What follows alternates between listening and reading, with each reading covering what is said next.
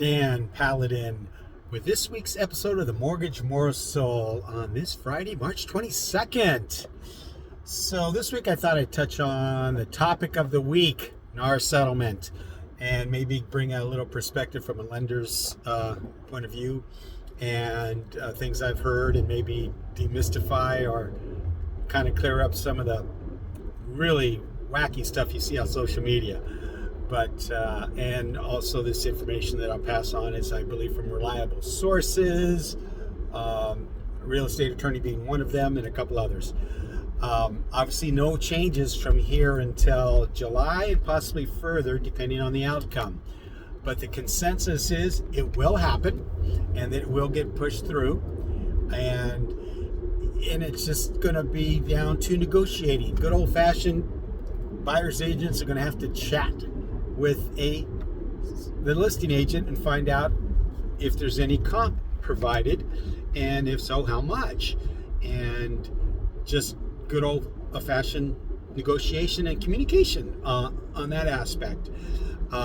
When it comes to a buyer, it's going to come down to value. What are you going to present to the buyer as to why they would want to compensate you if you are not being compensated, or may not get compensated from the listing side?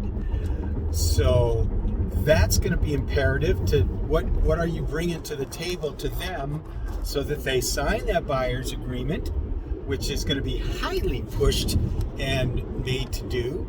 So it's really, what are you bringing to the table? Education and your negotiation skills. These are going to be key when working with a buyer.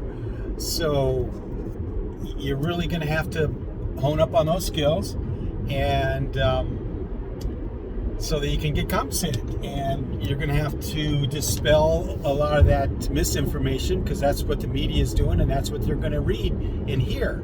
So you're going to have to work on that aspect as well. So also that, if you have an agreement, whatever number, 2.5 with a buyer, if you get compensated, let's say 1% from the listing side, you're only going to get 1.5% from the buyer if your agreement is 2.5. You don't get to add both together. It's whatever your agreement is, that's the max cap in that regard.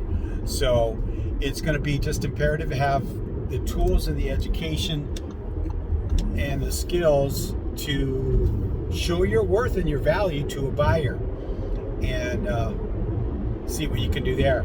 I provide some marketing items that can help with that in how I present some of the offers. I've mentioned it before, which is called the modern offer, to help with that, and the information I provide to a buyer. So working as a team, so we can show them and educate them on the market and why they should be working with you as a buyer's agent. So that's just some, I could go on for an hour, but this is, obviously you do it for 3.5 minutes already. So if you have any questions on that, or want to give any feedback, I welcome it. But I just believe the cream is going to rise.